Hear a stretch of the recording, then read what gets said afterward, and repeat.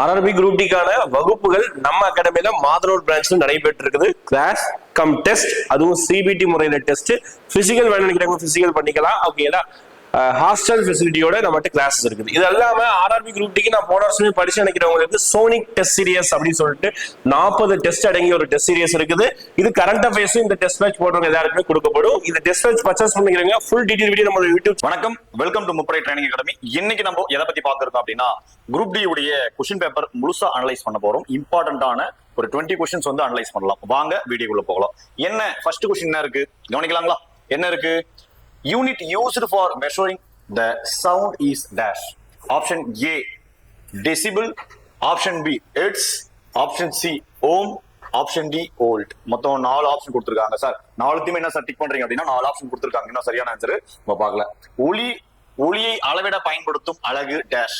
டெசிபிளா, ஹெர்ட்ஸா, ஓமா, வோல்ட்டா? சரிங்களா? 4 ஆப்ஷன் கொடுத்திருக்காங்க இல்லையா? சோ 4த்துல எது சரியான விடை அப்படின்னு நம்ம பார்க்கும் பொழுது, சரியானது எது அப்படின்னு பார்க்கும்போது டெசிபிள். ஒளியை அளவிடக்கூடிய அலகு. சரிங்களா? சரி சார், டெசிபிளை பத்தி நம்ம பார்த்துடலாம். டெசிபிள் சரிங்களா? ஃபர்ஸ்ட் இந்த டெசிபிளை வந்து டிபி நம்ம சொல்லுவோம் இல்லையா? மனிதனுடைய மொத்த பாயிண்ட் நம்ம பார்த்துடலாம். மனிதனின் கேட்கும் திறன் எங்க ஸ்டார்ட் ஆகுது அப்படின்னு பார்க்கும்போது, மிக குறைந்த கேட்கும் திறன் அப்படின்னு நம்ம பார்க்கும்போது 0 டெசிபிள். சரிங்களா? இது மட்டும் இல்லாம இந்த 0 டெசிபிள் இல்லாம வேற என்ன சார் அப்படின்னு நம்ம பார்க்கும்போது, மனிதனுடைய கேட்கும் திறன், செவி திறன் பாதிப்பு எப்ப ஏற்படும்? செவி கேட்கும் திறன் பாதிப்பு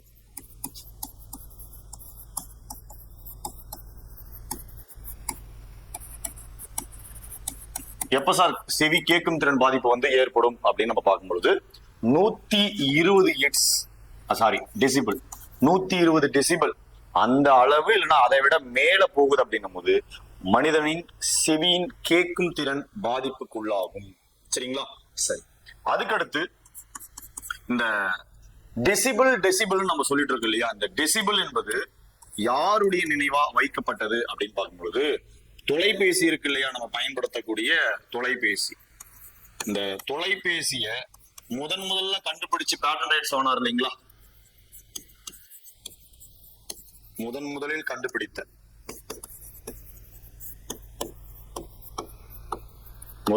கண்டுபிடித்த யார் அப்படின்னு பார்க்கும்போது அலெக்சாண்டர் கிரஹாம் பெல்.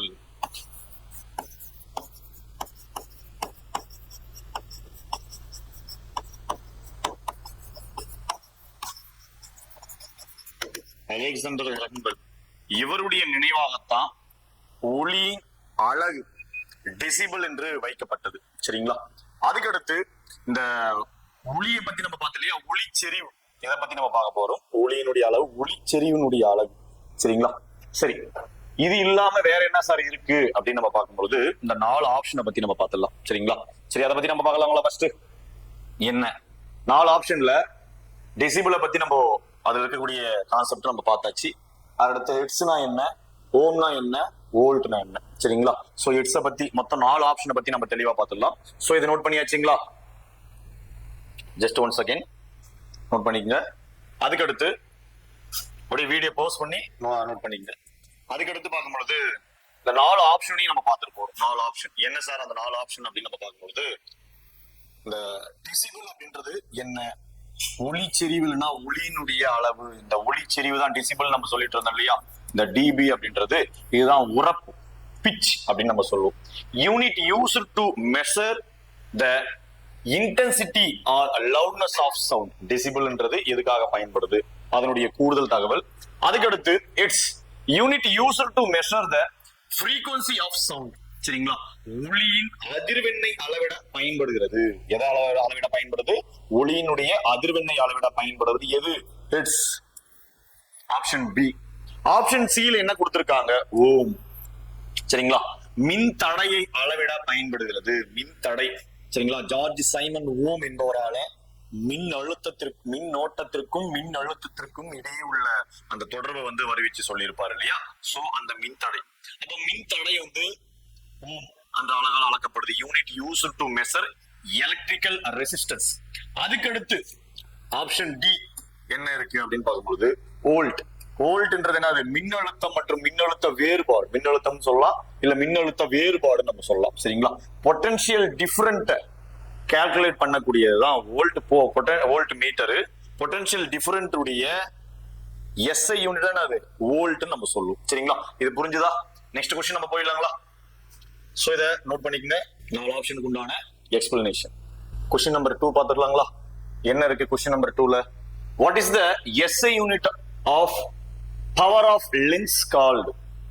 லென்ஸின் திறனின் எஸ்ஐ அலகு என்ன? சோ இத பத்தி நம்ம பாத்துலாங்களா? லென்ஸின் திறனினுடைய எஸ்ஐ அலகு கேட்டிருக்காங்க. சோ இதுக்குண்டான சரியான விடை என்ன அப்படின்னு பார்க்கும்போது டயாப்டர். சரிங்களா? இந்த டயாப்டர்ன்றது என்ன அப்படின்றத நம்ம பார்த்தாச்சு. சரிங்களா? இந்த குவிய தொலைவு, குவிய தூரம் நம்ம சொல்லுவோம் இல்லைங்களா? இந்த குவிய தொலைவினுடைய தலைகீழ் மதிப்பு தான் டயாப்டர் நம்ம சொல்லுவோம். சரிங்களா? சோ குவிய தொலைவின் ஆப்ஷன் பாயிண்ட் 1 குவிய தொலைவு அல்லது தூரம். தூரம் தலைகீழ் மதிப்பு.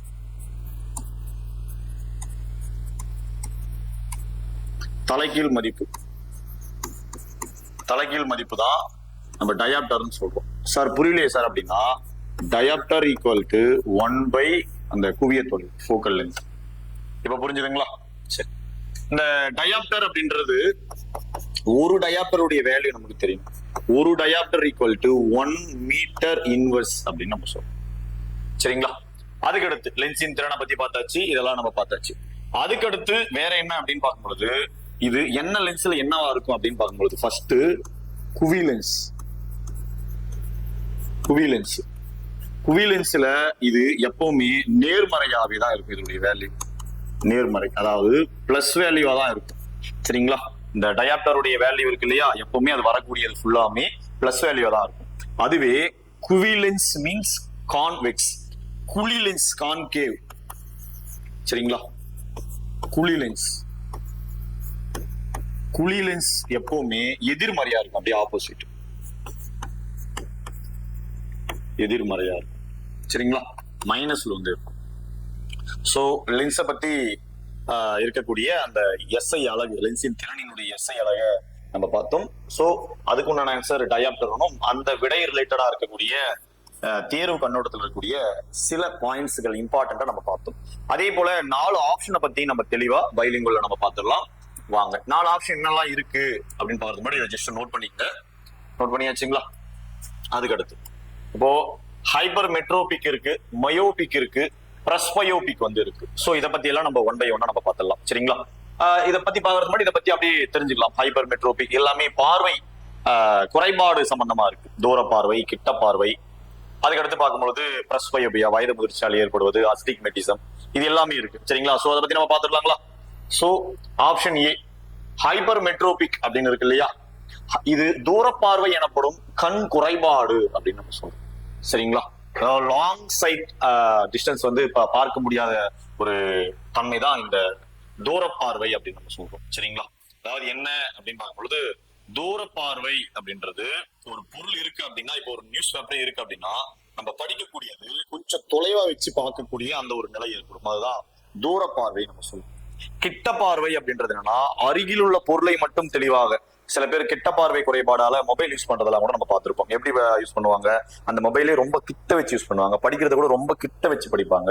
சரிங்களா? டயல் பண்றதெல்லாம் கூட இது மாதிரி எல்லாம் பண்ணுவாங்க. சோ இது எல்லாமே கிட்ட பார்வை குறைபாடு அப்படின்னு நம்ம சொல்றோம். சரிங்களா? சோ ஹைப்பர் மெட்ரோபிக்ன்றது தூர பார்வை. அப்ப இதுக்கு என்ன லென்ஸை பயன்படுத்துவாங்க? சரிங்களா? குவி லென்ஸை பயன்படுத்தி சரி செய்வாங்க. அதுக்கடுத்து டயாப்டர். இந்த டயாப்டர்ன்றது என்ன அப்படின்னு பார்க்கும்போது, இப்பதான் நம்ம பார்த்தோம், லென்ஸின் திறனை அளவிட பயன்படும் எஸ்ஐ அலகு முறை அப்படின்றத நம்ம பார்த்தாச்சு. நெக்ஸ்ட் என்ன அப்படின்னு பார்க்கும்போது மயோபிக். இந்த மயோபிக் அப்படின்றதா கிட்ட பார்வை நம்ம சொல்றது. அருகில் இருக்கக்கூடிய பொருட்களை ரொம்ப இப்படி இந்த சைட்ல வச்சு பார்க்கக்கூடிய அந்த ஒரு ஏற்படக்கூடிய அந்த நிலை தான் நம்ம பார்க்கிறோம். சரிங்களா? அப்ப என்ன அப்படின்னா, ஷார்ட் சைட்ல தான் அவங்களால பார்க்க முடியும். அடுத்து பிரஸ்பயோபிக் அப்படின்றது என்ன அப்படின்னா, எல்லாருக்குமே வயது முதிர்ச்சியின் காரணமாக ஏற்படக்கூடிய ஒரு பார்வை குறைபாடா தான் இதை நம்ம பார்க்கிறோம். சரிங்களா? அப்போ கர்ஸ்டு பை ஏஜிங் டிஃபெக்டா நம்ம இதை பத்தி பார்க்கிறோம். சரிங்களா? சோ 4 ஆப்ஷனுக்கு உண்டான எக்ஸ்பிளனேஷன் நம்ம பார்த்தாச்சு. ஜஸ்ட் ஒன்ஸ் நோட் பண்ணிக்கலாம். Third question, SI unit of stress is dash. அழுத்தத்தின் SI அலகு என்ன அப்படின்னு கேட்டிருக்காங்க. சரிங்களா? அப்ப அழுத்தத்தினுடைய SI அலகு என்னன்னா, ஃபர்ஸ்ட் அழுத்தம்னா என்ன அப்படின்றத ஃபர்ஸ்ட் ஆஃப் ஆல் பார்த்துடலாம். சரிங்களா? அழுத்தம்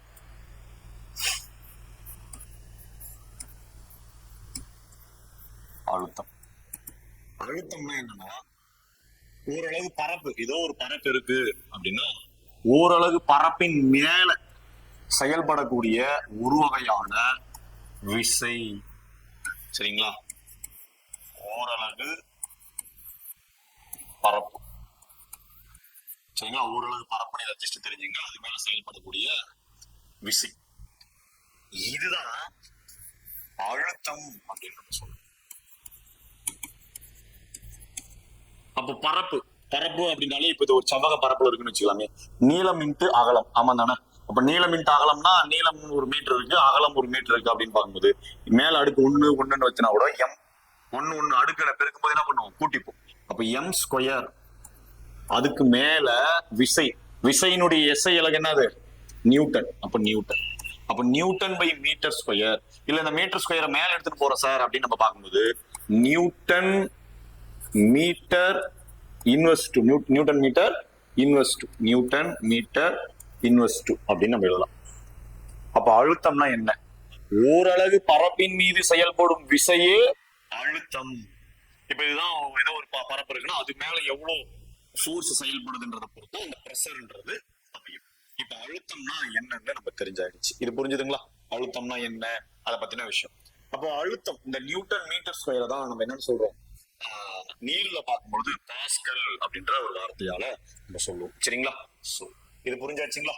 நெக்ஸ்ட் 4 ஆப்ஷனை பத்தி பார்க்க போறோம். அப்ப இதுக்குண்டான சரியான விடை என்னது, நியூட்டன் மீட்டர் ஸ்கொயர் அப்படின்றதா சரியான விடை. அப்ப நியூட்டன்னா என்ன, வாட்னா என்ன, கிலோகிராம் பை சென்டிமீட்டர் ஸ்கொயர்னா என்னன்ற 4 ஆப்ஷனை பத்தி நம்ம டீட்டெயிலா பார்த்துடலாம் வாங்க.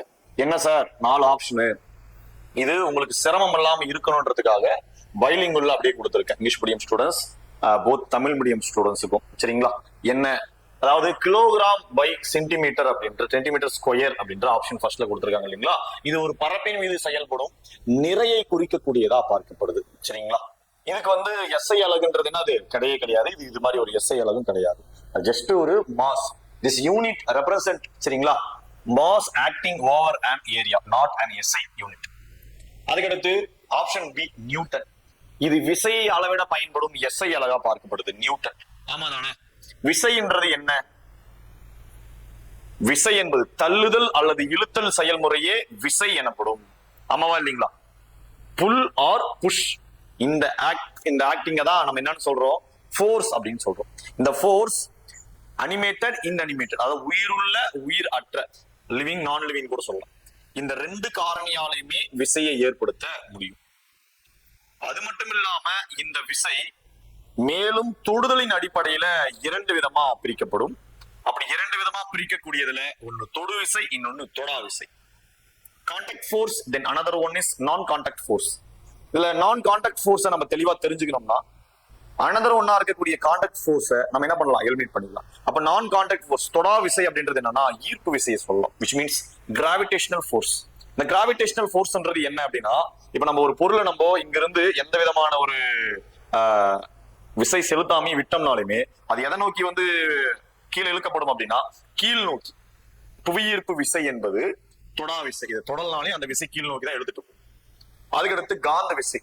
காந்த எவ்வளவுக்கு மேக்னெட்டிக் ஃபீல்டு இருக்கோ, காந்த புலம் எவ்வளவு அளவுக்கு இருக்கோ அதுக்கு அருகில் நம்ம கொண்டு போகும்போது அதுக்கடுத்து நம்ம விசை செலுத்தினாலையும் அதனுடைய கவர்ச்சி விசையால இழுக்கப்படும். சோ இது இரண்டுமே எதுக்கு உதாரணமா சொல்லலாம்னா நான் கான்டாக்ட் ஃபோர்ஸுக்கு சிறந்த உதாரணமா சொல்லலாம். சரிங்களா? அப்ப விசை என்பது நியூட்டன், அதனுடைய SI அலகு. This is the SI unit used to measure force. Newton by metre square. I already told you that. சரிங்களா? ஓரளவு பரப்பின் மீது செயல்படும் விசை அழுத்தம் அப்படின்னு நான் சொல்லிட்டேன். சரிங்களா? அதுக்கடுத்து இதுக்கு இன்னொரு அலகு பாஸ்கல் அப்படின்னு நம்ம சொல்லலாம், பாஸ்கல். சரிங்களா? This is the SI unit of stress, also known as Pascal. Sir, அதுவே பார்க்கும் பொழுது இந்த பாஸ்கல் இல்லாத உந்து விசைன்னு ஒண்ணு இருக்கு சார். அது என்ன சார், டெஸ்ட் அப்படின்னு ஆங்கிலத்தில் சொல்லுவோம் இல்லையா? அதாவது ஓரலகு பரப்பிற்கு செங்குத்தாக செயல்படும் விசை. இப்போ அது என்ன சார் அப்படின்னு பார்க்கும்போது, இப்போ ஒரு நோட்டை எடுத்து நம்ம மேலேயோ ஒரு பலூன் இருக்குன்னு வச்சுக்கலாமே, பலூனு இதே ஷேப்ல இருக்கு, நம்ம இணையா பேரலா நம்ம அதை அழுத்தும் போது அவ்வளவு விதமான தாக்கம் ஏற்படாது. அதுவே பர்பண்டிகுலரா செங்குத்தா ஒரு லைட்டா ஒரு இப்படி டச் பண்ணாலே அந்த பலூன் வெடிஞ்சிடும். அதுதான் வந்து என்னது, உந்து விசைன்னு சொல்றோம். அப்ப உந்து விசையில தாக்கம் அதிகமா இருக்கும். சரிங்களா? சரி, உந்து விசையினுடைய SI அலகும் என்னது, அதான் நியூட்டன் தான். அதடுத்து வாட், ஆப்ஷன் டி பத்தி நம்ம பாக்குறோம். இந்த வாட்ன்றது என்ன, அதாவது நீராவி என்ஜினை வந்து வடிவமைத்த ஜேம்ஸ் வாட் அவர்களுடைய நினைவாகத்தான் இதுக்கு வந்து வாட், எதுக்கு, திறனுக்கு வந்து வாட்னு வச்சாங்க. சரிங்களா? அப்ப வாட் இது திறனை அளவிட பயன்படுகிறது. சரிங்களா? This is the SI unit used to measure power. சரிங்களா? ஐயோ, அந்த டைமிங்ல செய்யக்கூடிய வேலை தான் அது திறன் நம்ம பார்க்கணும். சரிங்களா? சோ 4 ஆப்ஷனை பத்தின எக்ஸ்பிளனேஷன் உங்களுக்கு கொடுத்துருக்கோம், இதை நோட் பண்ணிக்கலாம். 4th क्वेश्चन பார்த்தலாம். The unit of approximate distance from the earth to the sun is dash. Option A light year, option B astronomical unit, option C Kelvin, option D Joule. தமிழ்ல பூமியிலிருந்து சூரியனுக்கான தோராயமான தூரத்தின் அளவு. அந்த இடத்துல தோராயமான என்பதை விட சராசரி என்பது சரியாக இருக்கும். ஆவரேஜ், சராசரி. சரி, என்ன சார் அதுக்கு உண்டான சரியான விடை அப்படின்னு பார்க்கும்போது வானியல் அலகு என்பதுதான் அஸ்ட்ரானமிக்கல் யூனிட். அதாவது அஸ்ட்ரானமிக்கல் யூனிட்ன்றது என்னன்னா, இதுதான் வந்து சோலார் அப்படின்னு பார்க்கும்போது நீள்வட்டத்துல, சரிங்களா, அதனுடைய சூரியனுடைய மையம் இதுதான் அப்படின்னா அப்ராக்சிமேட்டா பூமி வந்து இங்க இருக்குன்னு வச்சுக்கலாம். சரிங்களா? அங்க வச்சுக்கலாம். இப்போ சூரியனுக்கும் பூமிக்கும் இடையே இருக்கக்கூடிய இந்த சராசரியான அந்த தொலைவை தான் நம்ம என்னன்னு சொல்றோம்னா அஸ்ட்ரானமிக்கல் யூனிட், வானியல் அலகு. வானியல் அலகு அப்படின்னு நம்ம சொல்றோம். வானியல் அலகு. இதுல அப்படியே ரெவல்யூஷன் தொடர்ச்சியா சுத்தி வரும் பொழுது தூரம் அதிகமாகவும் தூரம் குறைவாகவும் 2 விதமான பகுதிகள் வந்து தென்படும். இப்ப நம்ம சுத்திட்டு வரும்போது இங்கே டிஃபரெண்ட் இருக்கு இல்லையா? சோ அது போல இப்போ அதிகமா இருந்துச்சு, அதிகமா இருக்கு அப்படின்னு பார்க்கும்போது அது என்ன சொல்றோம் அப்படின்னா சேய்மை நிலை.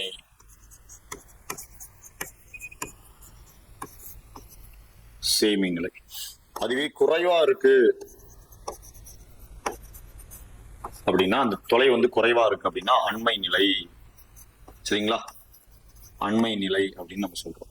இது ஆங்கிலத்துல அதிகமா லார்ஜஸ்டா இருக்கு அப்படின்னு பார்க்கும்போது எபிலியன், பெர்ஹீலியன் அப்படின்னு நம்ம சொல்லுவோம். சரிங்களா? இதுல எந்த டவுட் இல்லை இல்லையா? இப்போ இந்த அஸ்ட்ரானமிக்கல் யூனிட்டுக்குன்னு ஒரு அளவு இருக்கு. என்ன அப்படின்னு பார்க்கும்போது அஸ்ட்ரானமிக்கல் யூனிட் 1.496 × 10⁻11 மீட்டர். ரொம்ப ரொம்ப இம்பார்ட்டன்ட். இதெல்லாம் டைரக்ட் கொஸ்டின்ல கேட்டுட்டே இருக்காங்க. சரிங்களா? இந்த வானியல் அலகு அஸ்ட்ரானமிக்கல் யூனிட், சரிங்களா, AU = அப்படின்றது போல ரொம்ப ரொம்ப முக்கியமானது. சோ இந்த கொஸ்டினுக்கு உண்டான ஆன்சர் ரிலேட்டடா இருக்கக்கூடிய கூடுதலான எக்ஸாம் பாயிண்ட் ஆஃப் வியூ இருக்கிற தகவல்களை நம்ம பார்த்தோம். சரிங்களா? இதை ஜஸ்ட் நோட் பண்ணிக்கங்க. நோட் பண்ணியாச்சுங்களா? சரி, இதை தொடர்ந்து 4 ஆப்ஷனை பத்தி நம்ம பார்த்துடலாங்களா? ஒவ்வொரு ஆப்ஷன் ஒளியாண்டு கொடுத்துருக்காங்க, வானியல் அலகு நம்ம பார்த்தாச்சு, கெல்வின், ஜூல், இதை பத்தி எல்லாம் நம்ம பார்த்துடலாங்களா? சரி, ஃபர்ஸ்ட் அப்படியே கவனிச்சிருங்க, அதுக்கப்புறம் தியரிட்டிக்கலா நம்ம பார்க்கலாம். இந்த ஒளியாண்டு அப்படின்னு இருக்கு இல்லையா, ஃபர்ஸ்ட் ஓவராலா கேட்டுருங்க, அதுக்கப்புறம் நம்ம தியரிட்டிக்கலா பார்க்கலாம். ஒளியாண்டு என்பது ஒளியானது ஓராண்டு காலத்துல பயணிக்கக்கூடிய, எங்க பயணிக்கக்கூடிய, வேக்யூம், வெற்றிடத்தில் பயணிக்கக்கூடிய அந்த தொலைவை தான், அதுவும் நட்சத்திரங்களுக்கு இடையே, அது நோட் பண்ணி வச்சுங்க. இததான் நம்ம ஒளி ஆண்டு அப்படின்னு நம்ம சொல்றோம். சரிங்களா? இப்போ ஒளியாண்டை பத்தின டீட்டெயில், வானியல் அலகு பத்தி நம்ம பார்த்தாச்சு. கெல்வின், கெல்வின் என்பது என்ன அப்படின்னு பார்க்கும்பொழுது டெம்பரேச்சர், வெப்பநிலை இருக்கு இல்லையா, இந்த வெப்பநிலைக்குண்டான தனித்துவமான SI அலகுதான் என்னது, இந்த Kelvin. Temperature, unit of temperature Kelvin. Sir temperature அப்போ கெல்வின் அப்படின்னு பார்க்கும்பொழுது இந்த கெல்வின் இல்லாம வேற எதனா அலகுகள் இருக்கா டெம்பரேச்சருக்கு, அதாவது வெப்பநிலைக்கு அப்படின்னா ஆமா இருக்கு. சென்டிகிரேட் என்று அழைக்கப்படுகின்ற செல்சியஸ் வெப்பநிலையினுடைய அனதர் யூனிட், பிற அலகு. அது மட்டும் இல்லாம ஃபாரன்ஹீட் இருக்கு இல்லையா, அதுவும் வெப்பநிலையினுடைய பிற அலகா நம்ம பார்க்கிறோம். சரிங்களா? அப்ப வெப்பநிலைன்னு சொல்றமே சார், வெப்பநிலைன்றது என்ன? வெப்பநிலை என்பது சரிங்களா ஒரு பொருளில் அடங்கியுள்ள மூலக்கூறுகளின் சராசரி இயக்கமே என்னது? இயக்க ஆற்றல் கூட சொல்லலாம். சராசரி இயக்க ஆற்றல், which means average kinetic energy of molecules in particular substance. இததான் நம்ம என்னன்னு சொல்றோம் அப்படின்னு பார்க்கும்பொழுது வெப்பநிலைன்னு சொல்றோம். இதுக்கு இன்னொரு வரையறையும் இருக்கும். என்ன சார் அப்படின்னு பார்க்கும்பொழுது, வெப்பநிலை என்பது ஒரு பொருளினுடைய குளிர்ச்சி அல்லது வெப்பநிலையினுடைய அதாவது வெப்பம் அல்லது குளிர்ச்சி நிலையினுடைய அளவு. வெப்பநிலைன்றது சூடா இருக்கிற பொருளை மட்டும் அளக்கிறது கிடையாது, குளிர்ச்சியா இருக்கிற பொருளை அளக்கக்கூடிய அளவா தான் நம்ம பார்க்கணும். சரிங்களா? சோ இது புரிஞ்சுதுங்களா? இப்ப வெப்பநிலையை பத்தி எஸ்ஐ அழகா இருக்கக்கூடிய கெல்வினை பத்தி நம்ம பார்த்தாச்சு. அதுக்கடுத்து ஜூல் பத்தி நம்ம பார்த்துடலாம். ஜூல் என்பது என்ன அப்படின்னு பார்க்கும்போது வேலை, அதுக்கடுத்து பார்க்கும்பொழுது ஆற்றல்,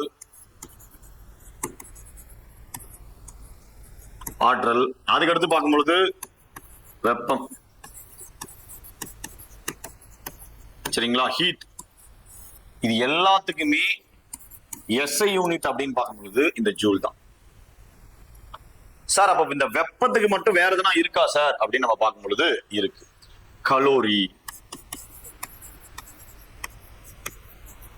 கலோரி என்பது இருக்கு. சரிங்களா? அப்ப கலோரி என்பது என்ன? வெப்பத்தின் எஸ்ஐ அலகு அல்லாமல் இருக்கக்கூடிய பிற அலகு தான் என்னது? கலோரி அப்படின்னு நம்ம பார்க்கிறோம். சரிங்களா? சோ 4 ஆப்ஷனை பத்தி நம்ம பார்த்துட்டோம். இதுக்கு உண்டான தியரிட்டிக்கலான ஸ்லைடு நோட் பண்ணிக்கிறதுக்காக. சரிங்களா? Light year the distance light travel in a vacuum in 1 year. அதான் ஒளியாண்டு நம்ம சொல்றோம். வானில் அலகு சராசரி தொலைவு. சரிங்களா? Distance between earth and sun. அடுத்து பார்க்கும்போது கெல்வின், வெப்பநிலை அளவிடக்கூடிய எஸ்ஐ அலகு. This is the SI unit. சரிங்களா? Used to measure temperature. Joule வேலை, ஆற்றல் இதெல்லாம் அளவிட பயன்படக்கூடிய எஸ்ஐ அலகு. சரிங்களா? ஆற்றல் இல்லாம வெப்பமும் வரும், ஹீட்டு. அதை கூடுதலா நோட் பண்ணிக்கோங்க, எழுதிக்கலாம். அடுத்த क्वेश्चन பார்த்தலாங்களா? என்ன இருக்கு? which of the following has same unit ன்னு கேக்குறாங்க. சரிங்களா? ஒரே மாதிரியான அலகு. கீழ்கண்டவற்றில் எது ஒரே மாதிரியான அலகை கொண்டது? அப்ப ஒரே மாதிரியான அலகு அப்படின்னு பார்க்கும்போது வேலை நம்ம எடுத்துக்கும் போது வேலையினுடைய அலகு ஜூல். அடுத்து ஆற்றலினுடைய அலகு ஜூல். மத்ததெல்லாம் பார்க்கலாமே. சரிங்களா? ஆப்ஷன் பி விசைனா நியூட்டன் வந்துரும். அதே போல அழுத்தம்னா நியூட்டன் பை மீட்டர் ஸ்கொயர், இல்ல மீட்டர் இன்வர்ஸ் 2, அப்படி இல்லைன்னா பாஸ்கல். இது மாதிரிலாம் வந்துருது. அப்போ ஃபர்ஸ்டே நமக்கு ஆன்சர் கிடைச்சாச்சு. ஃபர்ஸ்ட் இதை பத்தி நம்ம பார்த்துடலாம். ஃபர்ஸ்ட் வேலைனா என்ன? வேலை ஒர்க் அப்படின்னு நம்ம சொல்லுவோம் இல்லையா, அதுதான். அப்ப வேலை அப்படின்றத நல்லா கவனிக்கணும். வேலை ஒர்க் ஈக்குவல் டு எஃப்எஸ், இதோடைய ஃபார்முலா. இதுல எஃப் என்பது விசை, ஃபோர்ஸ். எஸ் என்பது டிஸ்பிளேஸ்மெண்ட், இடப்பெயர்ச்சி.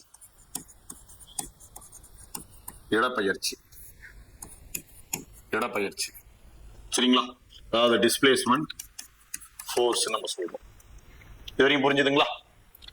இதுல என்ன ஸ்டேட்மெண்ட் அப்படின்னு பார்க்கும்போது விசையினால், ஒரு பொருளுக்கு அளிக்கப்படும் விசையினால், சரியா, அந்த பொருள் நகருமானால்,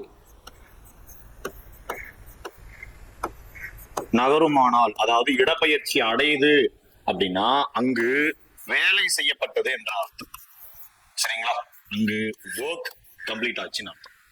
ஒரு பொருள் இருக்கு, பெண் இருக்கு அப்படின்னு நம்ம எடுத்துக்கணும்னா இந்த இடத்துல நம்ம விசை செலுத்துறோம் அப்படின்னா அந்த இடத்துல இருந்து அது டிஸ்பிளேஸ்மெண்ட் ஆச்சுன்னா அந்த இடத்துல என்னது? வேலை செய்யப்பட்டது என்பது அர்த்தம். சரி சார், இதோட எஸ்ஐ அலகு என்ன சார் அப்படின்னு நம்ம பார்க்கும்போது சோ இதுல இருந்து நம்ம எடுத்துக்கலாம். அப்போ ஃபோர்ஸ் உடைய யூனிட் என்னது? நியூட்டன். டிஸ்பிளேஸ்மெண்ட்டுக்கு என்னது? ஒரு இடத்துல இருந்து இன்னொரு இடத்துக்கு ஒரே நேர்கோட்டில் செல்லுதல், திசை மாற்றம் இல்லாம ஒரே திசையில. அப்ப எதனாது? Newton metre. இந்த நியூட்டன் மீட்டர் தான். இது இல்லாம இன்னொரு அலகு ஜூல் அப்படின்னு சொல்லுவாங்க வேலைக்கு. வேலை என்பது எந்த விதமான திசையை சார்ந்துமே செயல்படாது. இது வெறும் எண் மதிப்பை மட்டுமே கொண்டது. அதனால இது என்ன? ஸ்கேலார் மதிப்பு. சரி சார், இந்த வேலை நம்ம சொல்றோம் இல்லையா, இந்த வேலை எதை சார்ந்து அமையும் அப்படின்றத நம்ம பார்த்துடலாம். வேலை, சரிங்களா? கவனிக்கலாங்களா? இந்த வேலை எதை சார்ந்து அமையும் அப்படின்றத பார்த்துடலாம்.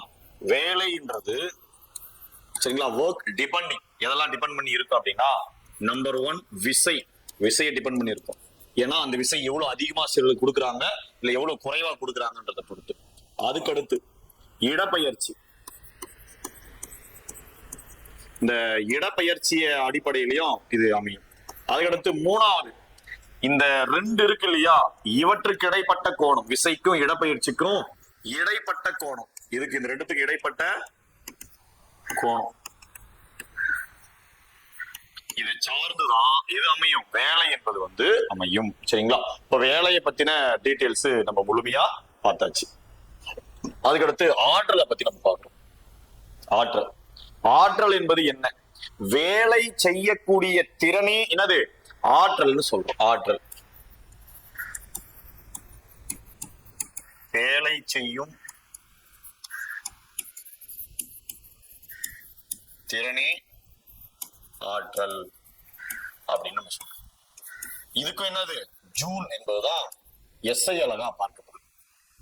சார் அது மட்டும் இல்லாம வேற என்ன அப்படின்னு நம்ம பார்க்கும்போது, இந்த ஆற்றல் சரியா நிறைய வரை வெப்ப ஆற்றல், இயக்க ஆற்றல், நிலையாற்றல், ஒளியாற்றல், இது மாதிரி நிறைய போல ஆற்றலை அழிக்கவும் முடியாது, அதே போல ஆக்கவும் முடியாது என்பது எல்லாருக்கும் தெரியும். இந்த ஆற்றல்ல எக்ஸாம் பாயிண்ட் ஆஃப் வியூல எதை கேட்கிறாங்க அப்படின்னு பார்க்கும்போது, எந்திர ஆற்றலை கேட்கிறாங்க. என்ன ஆற்றலை கேட்கிறாங்க? எந்திர ஆற்றல். சரிங்களா? இதை நோட் பண்ணீங்க.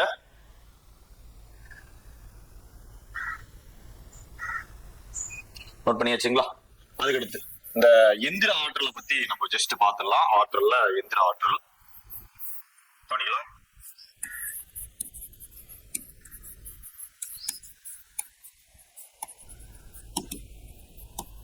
இந்த எந்திர ஆற்றல் there are 2 types, அதாவது மெக்கானிக் எனர்ஜி அப்படின்னு நம்ம சொல்லக்கூடிய இது என்னென்ன வகை அப்படின்னு பார்க்கும்போது, இயக்க ஆற்றல்,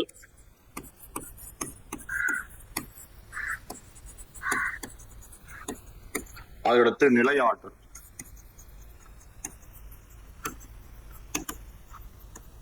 இந்த இயக்க ஆற்றல் இயங்குகின்ற பொருட்கள் மீது இயங்குகின்ற பொருட்கள் உருவாக்கக்கூடிய ஆற்றல் எல்லாமே என்னது? இயக்க ஆற்றல் நம்ம சொல்றோம். ஃபார் எக்ஸாம்பிளா ஒரு ஆணி இருக்கு, ஒரு ஹேமர் இருக்கு, இதுதான் எக்ஸாம்பிளாவும் கொடுத்திருப்பாங்க. சரிங்களா? ஒரு ஹேமர் இருக்கு அப்படின்னு நம்ம எடுத்துக்கோமே, இதுவும் ஓய்வு நிலையில தான் இருக்கு. அதை நம்ம அடிக்கிறதுக்காக ஃபுல் அண்ட் ஃபுல்லாமே இத அடிக்கிறோம் அப்படின்னும் போது, இந்த ஆணி உள்ள இறங்குது, இந்த சுத்தியும் தொடர்ச்சியா ஒரே திசையில இயங்கிட்டே இருக்கு. அப்போ ஒரு குறிப்பிட்ட நிறை கொண்ட பொருளின் மேல தொடர்ச்சியா இயங்குது. அப்ப இதனுடைய சரிங்களா இயக்க ஆற்றல் kinetic energy equal to half M velocity v square அப்படின்னு சொல்லுவோம். அடுத்து நிலையாற்றல் என்றது என்ன அப்படின்னு பார்க்கும்போது, நிலை உயர்த்தப்படும் போது உருவாகக்கூடிய ஆற்றல் தான் நிலை ஆற்றல். சரிங்களா? அதாவது mgh அப்படின்னு சொல்லுவோம். சரிங்களா? Potential energy equal to mgh. ஒரு குறிப்பிட்ட நிறை கொண்ட ஒரு பொருள் சரிங்களா கிராவிடேஷனுக்கு ஆப்போசிட்டா மேல உயரும் போது ஏற்படக்கூடியதுதான். அப்ப ஒரு பந்து இருக்கு அப்படின்னு பார்க்கும்போது, அந்த பந்து ஒரு குறிப்பிட்ட உயரத்துக்கு தூக்கும் போது அதனுடைய ஆற்றல்னா அது நிலை ஆற்றலா மாற்றப்படுது. அப்ப நிலை ஆற்றலுக்கு உண்டான ஃபார்முலா ஆஃப் mgh அப்படின்னு நம்ம பாக்குறோம். சரிங்களா? சோ நோட் பண்ணிக்கலாம். சோ 4 ஆப்ஷன் பத்தி இப்ப பாத்துடலாங்களா? 4 ஆப்ஷன் என்னெல்லாம் இருக்கு? ஆப்ஷன் ஏ வேலை மற்றும் ஆற்றல். சரியா? ரெண்டுமே என்ன? ஜூல் என்ற அழகால் அளக்கப்படுது. சரிங்களா? Both are measured by same unit joule. விசை என்ற அழுத்தம் சரிங்களா, அழகு அது நியூட்டன், அழுத்தத்திற்கு அழகு பாஸ்கல். இதுக்கும் டிஃபரெண்ட். ஃபர்ஸ்ட் மட்டும் தான் சேம், மற்றது டிஃபரெண்ட் பாஸ்கல். இந்த பாஸ்கல்னாலே நம்ம என்ன சொல்லலாம்? அழுத்தம், ஒரு குறிப்பிட்ட பரப்பின் மீது செயல்படக்கூடிய விசை, நியூட்டன் பை மீட்டர் ஸ்கொயர்னு சொல்லலாம். அடுத்து விசை உந்தம், விசையினுடைய அழகு என்னது? நியூட்டன். உந்தத்தின் அழகு ரொம்ப ரொம்ப முக்கியமானது, kilogram into metre by second, KG into metre by second, ரொம்ப இம்பார்ட்டன்ட். அடுத்து விசை அண்டு வேலை. விசை என்னும் போது நியூட்டன், வேலை என்னும் போது ஜூல். இப்பதான் நம்ம அதை பத்தி ரொம்ப டீட்டெயில்டா நம்ம பார்த்தோம். சரிங்களா? சோ இது புரிஞ்சாச்சுங்களா? சோ இந்த ஆப்ஷன்ஸ் உண்டான விளக்கங்களை நோட் பண்ணிக்கோங்க. அடுத்து 6th கொஸ்டின் பார்த்துடலாம். என்ன 6th கொஸ்டின் பாருங்க. The international unit of measuring energy dash joule kilo calorie, kilo joule calorie. ஆற்றலை அளவிடும் பன்னாட்டு அலகு என்ன? Joule, kilo calorie, kilo joule calorie. இதுல ஆற்றலுக்கு உண்டான சரியான விடை எது அப்படின்னா ஜூல் அப்படின்னு நம்ம பார்க்கணும். இந்த ஜூல் அப்படின்னு இருக்கு இல்லைங்களா, இந்த இடத்துல இந்த ஜூல் வந்து ஆற்றலுக்கு மட்டும் கிடையாது, வெப்பத்துக்கும் எஸ்ஐ அலகா பார்க்கப்படுது ஜூல். அப்ப வெப்பத்தினுடைய பிற அலகு என்ன அப்படின்னு நம்ம பார்க்கும்போது, பிற அலகு என்ன பார்த்தா கலோரி. இந்த ஆப்ஷன்ல ரொம்ப அதிகமா இருக்கிறதே கலோரி தான். அப்ப கலோரின்றாங்களே, ஒரு கலோரினா என்ன அப்படின்னு பார்க்கும்போது, இந்த நீர் இருக்கு இல்லையா, இந்த நீர் மட்டும் 1 லிட்டர் அப்படின்னா 1 கிலோகிராம் வரும். ஏன்னா மத்த எந்த திரவத்துக்குமே இது பொருந்தாது, நீருக்கு மட்டும் பொருந்தும். அப்போ ஒரு கலோரின்றதுடைய டெபினிஷன் என்னன்னா, இந்த லிட்டர்ல சொல்லாம எம்எல்ல சொல்லாம கிராம்ல சொல்லுவாங்க. 1 கிராம் நீர் இருக்கு இல்லையா, அந்த 1 கிராம் நீரை 1 degree, for example 99 degree Celsius இருக்குன்னு வச்சுக்கலாமே, 1 கிராம் நீர் 99 டிகிரில இருக்கு, 1 டிகிரி இன்க்ரீஸ் பண்றாங்க சரிங்களா, 1 டிகிரி வந்து இன்க்ரீஸ் பண்றாங்க. அப்படி இன்க்ரீஸ் பண்ணா என்ன ஆயிடும், 100 டிகிரி செல்சியஸா மாறிடும் சரிங்களா. இப்படி 1 கிராம் நீரை 1 டிகிரி செல்சியஸுக்கு உயர்த்த தேவைப்படும் வெப்ப ஆற்றலின் அளவுதான் 1 கலோரின்னு சொல்லப்படுது. இதுல டவுட் இருக்கா? 1 கலோரி என்பது என்ன? 1 கிராம் நீரை 1 டிகிரி செல்சியஸுக்கு உயர்த்த தேவைப்படுகின்ற வெப்ப ஆற்றல் அளவு சரிங்களா. அப்போ வேற என்ன சார் அப்படின்னு பார்க்கும்போது, இந்த 1 கலோரி அப்படின்றதுக்கு சரிங்களா 4.189 ஜூல் 1 கலோரி. அதே போல 1 கிலோ கலோரி,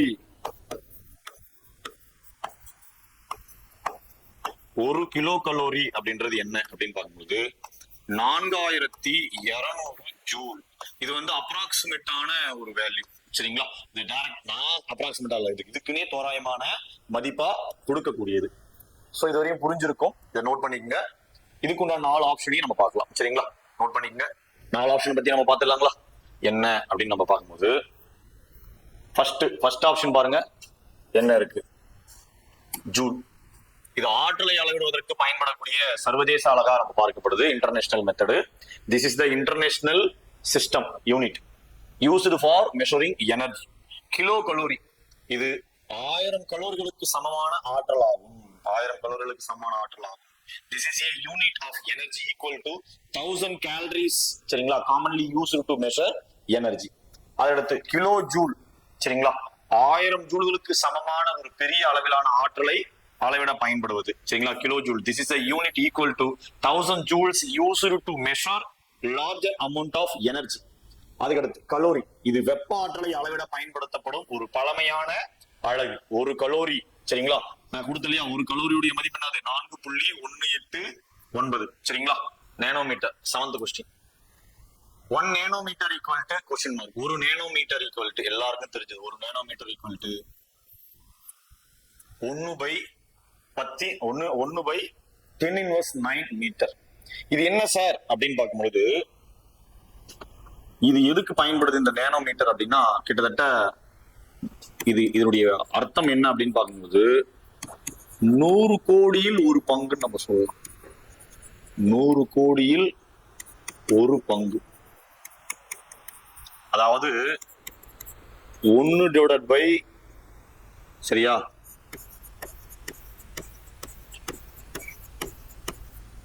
9 0, அதுதான் என்னது 100 கோடி. 100 கோடியில 1 பங்கு சரிங்களா, 100 கோடியா பிரிக்கக்கூடியது அப்படின்னு நம்ம சொல்லலாம். இது எதெல்லாம் அளவிடுறதுக்கு பயன்படுது அப்படின்னு பார்க்கும்பொழுது, அதாவது அணுக்கள், அப்படி இல்லை அப்படின்னா மற்றும் மூலக்கூறுகள். இந்த அணுக்கள் அல்லது மூலக்கூறுகள் அளவிடுறதுக்கு, அளவை காண பயன்படும் சரிங்களா. இதுதான் வந்து நேனோமீட்டர் அப்படின்னு சொல்றோம். இந்த நேனோமீட்டர் அளவுக்கு இருக்கக்கூடிய சரிங்களா 1/, இல்ல சரிங்களா, அது 1/10⁻⁻9 மீட்டர் அப்படின்ற சிறிய அளவில் இருக்கக்கூடிய பொருட்களை கையாளுவதற்கு பெயர் என்ன அப்படின்னு பார்க்கும்போது நேனோ டெக்னாலஜி அப்படின்னு நம்ம சொல்றோம். இது வரையும் புரிஞ்சாச்சுங்களா? ஸோ இதை ஜஸ்ட் நோட் பண்ணிங்க. 4 ஆப்ஷனை பத்தி நம்ம பார்த்துடலாம். சரிங்களா? 10⁻8 9 இது இல்லாம 10⁻6 சரிங்களா? 10⁻−15 ஃபெம்டோ, அதான் ஃபெர்மி அப்படின்னு நம்ம சொல்லுவோம். ஸோ இதை பத்திலாம் நம்ம பார்த்துடலாம். இந்த இல்லாம கூடுதல் தகவல் எக்ஸாம் பாயிண்ட் ஆஃப் வியூல கேட்பதற்கு உண்டான சாத்தியக்கூறுகள். இந்த 10⁻12 அப்படின்னு இருக்கு அப்படின்னா அதை வந்து டெரா அப்படின்னு நம்ம சொல்றோம். சரிங்களா? 1,00,000 கோடி மதிப்பை வந்து குறிக்கக்கூடியது. 100 கோடின்னு சொன்னா இல்லையா, 1,00,000 கோடி. அதான் வந்து இது என்னன்னு சொல்லலாம், ட்ரில்லியன் அப்படின்னு நம்ம சொல்லலாம். அதுக்கடுத்து பார்க்கும்போது ஜிகா, 10⁻9 வந்து ஜிகான்னு நம்ம சொல்றோம். 100 கோடி மதிப்பை வந்து தரக்கூடியதா நம்ம பார்க்கிறோம். அதுக்கடுத்து 10⁻6 மெகா. சரியா? 10 லட்சம் மதிப்பை வந்து குறிக்கக்கூடியதுதான் மெகா 10⁻6. அதடுத்து 10⁻3 கிலோ 1000 மதிப்பை வந்து குறிக்கக்கூடியது. அதடுத்து 10⁻6 அதுவும் இன்வெர்ஸ் 10⁻−6 மைக்ரோ. சரிங்களா? அதாவது 1 மீட்டர்ல என்ன நம்ம சொல்லலாம், 10 லட்சத்துல 1 பங்கு அப்படின்னு நம்ம சொல்லுவோம். அதடுத்து நேனோ. சரிங்களா? ஆல்ரெடி நான் சொல்லிட்டேன், 100 கோடியில 1 பங்கு, பில்லியனில 1 மதிப்பை குறிக்கக்கூடியது நேனோ மீட்டர் நம்ம பார்த்திருக்கோம். சரிங்களா? இதை நோட் பண்ணீங்க, ரொம்ப ரொம்ப இம்பார்ட்டன்ட். கொஸ்டின் பார்த்துடலாம். What is the unit of measuring frequency? அதிர்வெண்ணை அளவிடும் அலகு என்ன அப்படின்னு கொஸ்டின் கேக்குறாங்க. அதிர்வெண்ணை அளவிடும் அலகு. சரி, அதிர்வெண் ஃபர்ஸ்ட் அதிர்வெண்ணா என்ன அப்படின்றத தெரிஞ்சுக்கிறதா கரெக்டா இருக்கும். சரிங்களா?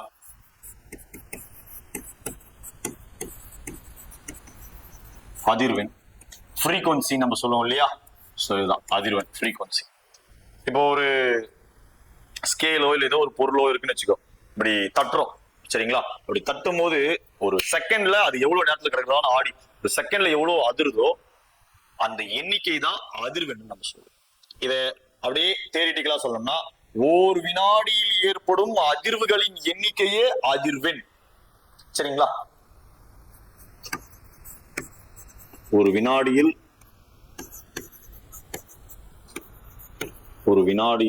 ஏற்படும் அதிர்வுகளின் எண்ணிக்கை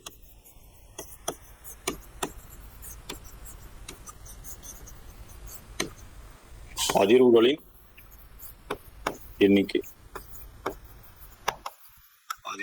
எண்ணிக்கையே அதிர்வெண்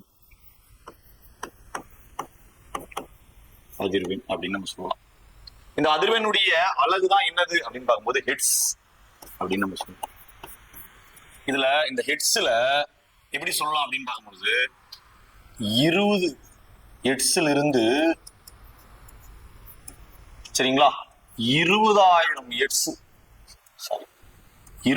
ஹெட்ஸ் வரையும் நம்ம என்ன சொல்லலாம் அப்படின்னா நம்மளால கேட்க முடியும்.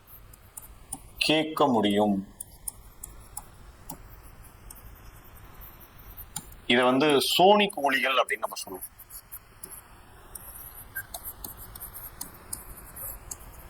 சோனிக் ஒலி நம்ம சொல்றோம். இந்த 20க்கும் குறைவா இருக்கு இல்லையா, சரியா, 20 ஹெட்ஸுக்கும் குறைவா இருக்கிறத குற்றொலின்னு நம்ம சொல்றோம். குற்றொலி மனிதனால கேட்க முடியாது, குற்றொலி. இதை வந்து இன்ஃப்ராசோனிக்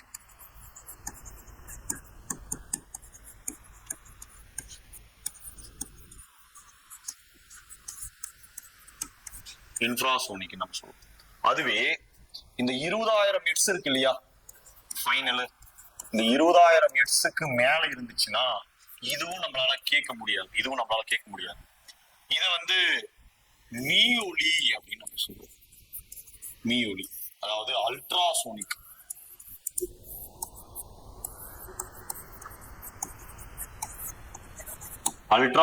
நம்ம சொல்றோம். சரிங்களா? ஸோ எக்ஸை பத்தின டீட்டெயில் நம்ம பார்த்துருக்கோம். இதை ஜஸ்ட் நோட் பண்ணிக்கோங்க. நோட் பண்ணியாச்சுங்களா? இது இல்லாம மற்ற 4 ஆப்ஷனை பத்தி நம்ம பார்த்துடலாங்களா? சரி, என்ன சார் 4 ஆப்ஷன் அப்படின்னு நம்ம பார்க்கும்போது, இட்ஸ் அதிர்வெண்ணை அளவிட பயன்படும் அலகு தானே அது. It's this is the SI unit used for measuring frequency. அதுக்கடுத்து ஜூல், இது வேலை அல்லது ஆற்றலை அளவிட பயன்படக்கூடிய எஸ்ஐ அலகா நம்ம பார்க்கிறோம். அடுத்து நியூட்டன், விசை அளவிட பயன்படக்கூடிய அலகு நியூட்டன். பாஸ்கல், சரிங்களா, அழுத்தம் அல்லது தகைவு. சரிங்களா, இதை வந்து அளக்க ஸ்ட்ரெஸ், போத் சேம் தான். அதை அளக்கிறதுக்கு பயன்படக்கூடிய ஒரு அலகாதான் இதை நம்ம பார்க்கிறோம். சரிங்களா, நோட் பண்ணிக்கலாம். which instrument used to measure atomic pressure, வளிமண்டல அழுத்தத்தை அளவிட அளக்க பயன்படும் கருவி எது அப்படின்னு கொஸ்டின் கேட்டிருக்காங்க. Option A lactometer, barometer, thermometer, multimeter அப்படின்ற கொஸ்டின் வந்து இருக்கு. சரிங்களா? சரி, ஃபர்ஸ்ட் வளிமண்டல அழுத்தத்தை அளக்க பயன்படக்கூடியது எது அப்படின்னு பார்க்கும்போது பாரோமீட்டர். இதை வந்து பாதரசமானி அப்படின்னு சொல்லுவாங்க. இந்த பாதரசமானி யார் வடிவமைத்தாங்க அப்படின்னு பார்க்கும்போது டாரிசெல்லி. சரிங்களா? இந்த டாரிசெல்லி என்பவரால் தான் வடிவமைக்கப்பட்டது. பாதரசம் தான் அதுல இருக்கும். ஒருவேளை அதுல இருக்கக்கூடிய பாதரசம் குறைஞ்சது அப்படின்னு பார்க்கும்போது புயல் வருவதற்குண்டான எச்சரிக்கையா பார்க்கப்படுது. சரிங்களா? அப்போ இதை யார் வடிவமைத்தாங்க? பாரோமீட்டர், பாதரசமானி. சரிங்களா?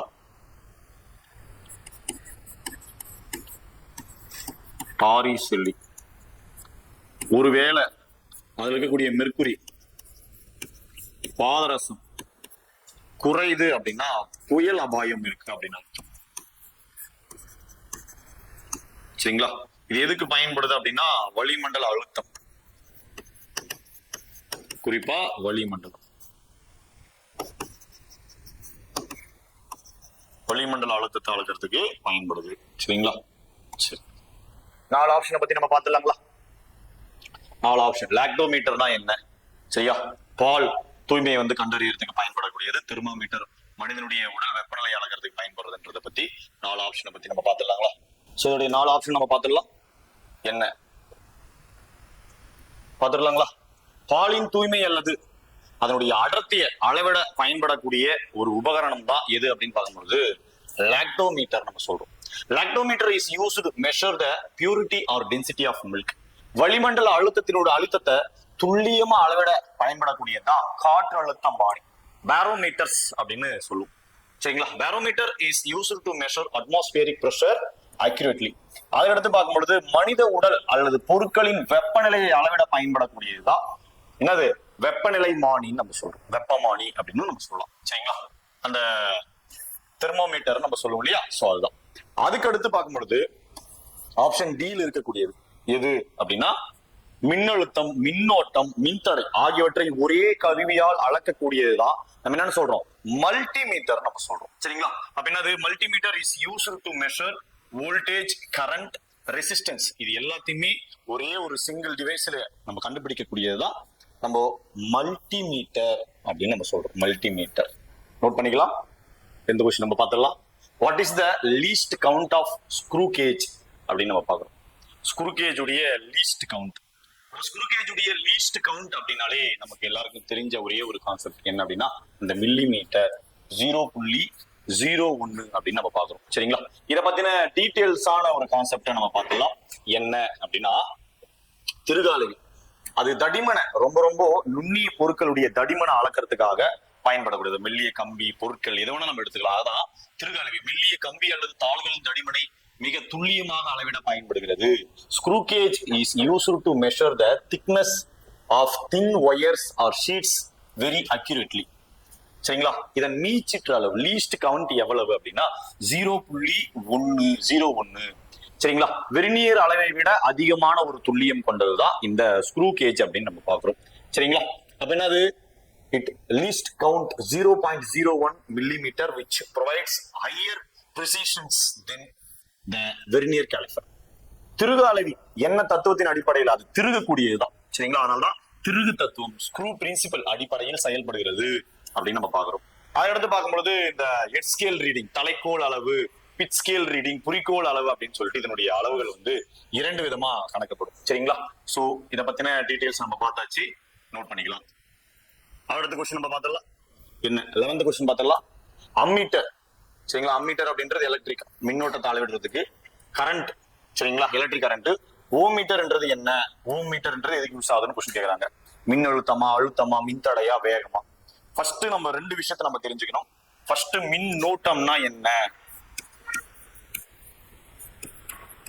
மின்னோட்டம்னா என்ன? மின்னோட்டம்னா என்ன அப்படின்றத தெரிஞ்சுக்கணும். மின்னூட்டம் அப்படின்றது மின்புலம் பெற்ற துகள்கள். மின்புலம் பெற்ற துகள்கள். மின்புலம் பெற்ற துகள். சரிங்களா? அது வந்து பிளஸ் மைனஸ் அப்படின்ற 2 வகைப்படும். மின்னோட்டம் என்னன்னா மின்னூட்டம் இருக்கு இல்லையா? மின்னூட்டம், மின்னூட்டங்களுடைய ஓட்டம், இந்த charges, flow of charge, it's called current அப்படின்னு நம்ம சொல்றோம். மின் நோட்டங்களின் ஓட்டமே மின் நோட்டம் அப்படின்னு நம்ம பாக்குறோம். சரிங்களா? சரி, இந்த மின் நோட்டத்தை அளக்கிறதுக்கு பயன்படக்கூடியதுதான் அம்மீட்டர் அப்படின்னு சொல்றோம். இதனுடைய எஸ்ஐ அலகு ஆம்பியர் அப்படின்னு நம்ம சொல்றோம். சரிங்களா? அப்ப என்ன ஒரு ஆம்பியர் அப்படின்றது என்ன அப்படின்னு பார்க்கும்போது, சரிங்களா, ஒரு குறிப்பிட்ட மின்னோட்டம் எவ்வளவு மின்னோட்டம் பாஞ்சா ஒரு ஆம்பியர் அப்படின்னு நம்ம பார்க்கும்போது, ஒரு குறிப்பிட்ட காலத்துல ஒரு குறிப்பிட்ட கால இடைவெளியில பாயக்கூடிய ஒரு கூலு மின்னோட்டம் பாஞ்சிச்சுன்னா அதை வந்து நம்ம என்ன சொல்றோம், ஒரு ஆம்பியர் அப்படின்னு நம்ம சொல்லுவோம். சரிங்களா? சரி, இதுக்கு என்ன சார் ஆன்சர்? அந்த ஓம் மீட்டர் அப்படின்னு நம்ம எடுக்கிறது எதுக்கு யூஸ் ஆகுது அப்படின்னு பார்க்கும்போது, மின்தடை ரெசிஸ்டன்ஸ் அளக்கிறதுக்காக பயன்படுது. சரிங்களா? அப்ப மின்தடை அப்படின்னு நம்ம எடுத்துக்கும் போது ஓம், ஜார்ஜ் சைமன் ஓம் என்பவரால கண்டுபிடிக்கப்பட்டதுதான் இந்த மின்தடை. இந்த ஓம் விதி அப்படின்னு ஒண்ணு இருக்கு. சரிங்களா? ஓம் விதி, ஓம் விதி. சரிங்களா? இதை வந்து குறியீடு இந்த சிம்பிளால சொல்லுவாங்க. மின்னோட்டம் மற்றும் மின் அழுத்தம், சரிங்களா, இவற்றை தொடர்பு படுத்தக்கூடிய ஒரு விதிதான் இந்த மின் தடையை பத்தி சொல்லக்கூடிய ஓம் விதின்னு நம்ம சொல்றோம். சரிங்களா? ஒரு கம்பியில் பாயும் மின் நோட்டத்திற்கும் இரு முனைகளுக்கு இடைப்பட்ட மின்னழுத்த வேறுபாட்டிற்கும், சரிங்களா, இடையே உள்ள தொடர்பை சொல்லக்கூடியது. அப்போ இந்த ஓம் அப்படின்றது என்னன்னா, ஐ டைரக்ஷன் மின்னோட்டமானது, சரிங்களா, இரு கம்பிகளுக்கு இடைப்பட்ட மின்னழுத்த வேறுபாட்டிற்கு நேர் தகவில் அமையும். I direction proportional to V அப்படின்றதா ஓம் விதியினுடைய சமன்பாடா நம்ம பாக்குறோம். அப்ப மத்த 4 ஆப்ஷன் என்ன அப்படின்றத நம்ம பார்த்துடலாம். என்ன? நம்பர் 1 மின்னழுத்தம். மின்னழுத்தத்தை அளவிட வோல்ட் மீட்டர் பயன்படுத்தப்படுகிறது. நம்பர் 1. நம்பர் 2 அழுத்தத்தை அளவிட காற்றழுத்தமானி பாரோமீட்டர் அல்லது இந்த மோனோமீட்டர் அப்படின்ற ஒரு கருவி வந்து பயன்படுது. Volt metre is used to measure voltage. அதுக்கடுத்து பேரோமீட்டர் அப்படின்றது என்ன அப்படின்னு நம்ம பார்க்கும்போது, முழுக்க வளிமண்டல அழுத்தத்தை அளவிட பயன்படக்கூடியதை நம்ம பார்க்கணும். மின்தடையை அளவிடுறதுக்கு எது பயன்படுது அப்படின்னா ஓம் மீட்டர். சோ இது ஆன்சராக நம்ம பார்த்தாச்சு. Ohmmeter is used to measure, சரிங்களா, எலக்ட்ரிக்கல் ரெசிஸ்டன்ஸ் அப்படின்னு நம்ம பார்க்கிறோம். சரிங்களா? அதுக்கடுத்து பார்க்கும்போது வேகம், வாகனங்களுடைய வேகத்தை அளவிடுறதுக்காக பயன்படக்கூடியதுதான் இந்த ஸ்பீடோமீட்டர் நம்ம சொல்றோம். மின் தடை அப்படின்னா மின்னோட்டம் போகுது இல்லையா, அந்த மின்னோட்டத்தை எந்த அளவுக்கு அதை குறைக்கணும்ன்றதுக்காக பயன்படக்கூடியதுதான் ரெசிஸ்டன்ஸ், மின் தடைன்னு நம்ம சொல்றோம். சரிங்களா? இதை நோட் பண்ணிக்கலாம். 4 ஆப்ஷன். சரிங்களா? 4.6 கிலோ வாட். 4.6 கிலோ வாட் என்பது எதற்கு சமம் அப்படின்ற கொஸ்டின் வந்து கேட்டிருக்காங்க. சரிங்களா? அப்போ இது என்னது அப்படின்னு பார்க்கும்போது 1 கிலோ வாட் 3.6 × 10⁶ ஜூல். இது கூட கொடுத்த ஆன்சர் 1 கிலோ வாட்னா இதை மல்டிபிள் பண்ணா நமக்கு என்ன கிடைக்குமோ அதுதான். சரிங்களா? அப்படின்னா அது 16.56 அந்த 10⁻⁶. சோ இதுதான் ஆன்சர். சோ ஆன்சர் பி என்பது இதுக்குண்டான சரியான விடையா பார்க்கப்படுது. சரிங்களா? அதை எடுத்து நெக்ஸ்ட் கொஸ்டின் நம்ம போயிடலாம். என்ன? 13வது கொஸ்டின். ஸ்கேலார் அளவு. கீழ்கண்டவற்றில் எது ஸ்கேலார் அளவு அப்படின்னு சொல்றாங்க. ஸ்கேலார் அளவு அப்படின்னா என்ன அப்படின்னா எண் மதிப்பை மட்டுமே பெற்றிருக்கக்கூடியதா இருக்கும். அதான் ஸ்கேலார் அப்படின்னு நம்ம சொல்லுவோம். ஸ்கேலார் என்பது எண் மதிப்பு மட்டும் பெற்றிருக்கும். சரிங்களா? திசையை சாரக்கூடாது. அப்ப அழுத்தம் வந்து திசையை சாருமா? இடப்பெயர்ச்சி திசையை சாரும், உந்தமும் திசையை சாரும். ஏன்னா திசை வேகம், ஏன்னா நிறை × திசை வேகம் நம்ம சொல்லுவோம். இடப்பெயர்ச்சி ஒரே திசையில செல்லணும்.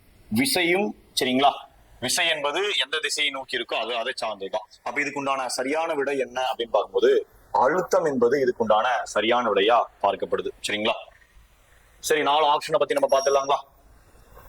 4 ஆப்ஷன். அப்போ அழுத்தம் நான் சொன்னதுதான் எண் மதிப்பு மட்டும் கொண்டிருக்கும் scalar. This is the scalar quantity having only magnitude no direction. அதுக்கடுத்து இடப்பெயர்ச்சி பத்தி நம்ம பார்க்கிறோம். இது குறிப்பிட்ட திசையில் ஏற்படக்கூடிய தொலைவு, அதனால்தான் இது வெக்டார் அப்படின்னு சொல்றோம், திசையை சார்ந்தது. விசையும் பார்க்கும்போது வெக்டார் வடிவம், இரண்டையுமே திசை மற்றும் எண் மதிப்பு கொண்டது. உந்தம், நிறை மற்றும் திசை வேகத்தினுடைய பெருக்கல் பலனா இருக்கு. சரிங்களா? சோ இந்த 4 ஆப்ஷனை நோட் பண்ணிக்கலாம். அதுக்கடுத்து next, which of the following is vector quantity? Volume, mass, force, length. கீழ்கண்டவற்றில் இது வெக்டார் அளவு. கன அளவு, நிறை, விசை, நீளம், இது எல்லாமே கொடுத்திருக்காங்க. சோ அதை பத்தி நம்ம பார்த்துடலாங்களா? இப்போ கன அளவு அப்படின்னு எடுத்துக்கினாலே அதனால் தன்னுள் எவ்வளவு எடுத்துக்கொள்ள முடியுமோ அதான் கன அளவு. பருமன், கொள்ளளவு, இது மாதிரி சொல்லலாம். இது எல்லாமே எண் மதிப்பை மட்டுமே பெற்றிருக்கும். அதனால இது வந்து ஸ்கேலார். நிறையும் சேம் தான். ஏன்னா நிறை என்பது ஒரு பொருளில் அடங்கியுள்ள பருப்பொருட்களுடைய அளவுதான் என்னது நிறை அப்படின்னு சொல்றோம். நிறையினுடைய எஸ்ஐ அலகு கிலோகிராம் நம்ம சொல்றோம். சரிங்களா? நிறை இடத்திற்கு இடம் மாறாது, எடை இடத்திற்கு இடம் மாறும். விசை சரிங்களா, விசை என்னது அப்படின்னா, விசை என்பது எதனா ஒரு திசை நோக்கி தான் செயல்படும். இதுக்கு எண் மதிப்பும் இருக்கு, திசை பண்பும் இருக்கு சரிங்களா. அப்ப என்னது இது, இதுதான் விக்டார். நீளம், நீளம்ன்றது எண் மதிப்பு மட்டும்தான் கொண்டது, பாயிண்ட் டு பாயிண்ட். அப்ப ஆன்சர் என்னது, விசை. ஃபோர்ஸ் என்பது என்னது, எண் மதிப்பும் திசை பண்பும் கொண்டது. அதனால அது வந்து என்னது, வெக்டார் வடிவம் சரிங்களா. அப்போ 14th ஆன்சர் வந்து சி. நோட் பண்ணிக்கலாம். கன அளவு எண் மதிப்பை மட்டும் கொண்ட ஸ்கேலார் அளவாகவும், நிறை என்பது பருப்பொருட்களுடைய அளவை குறிக்கக்கூடியது. விசை எண் மதிப்பு திசையை கொண்டது. நீளம் இரு புள்ளிகளுக்கு இடைப்பட்ட தொலைவு சரிங்களா. நோட் பண்ணிக்கலாம். Which instrument aids in the detection of the heartbeat?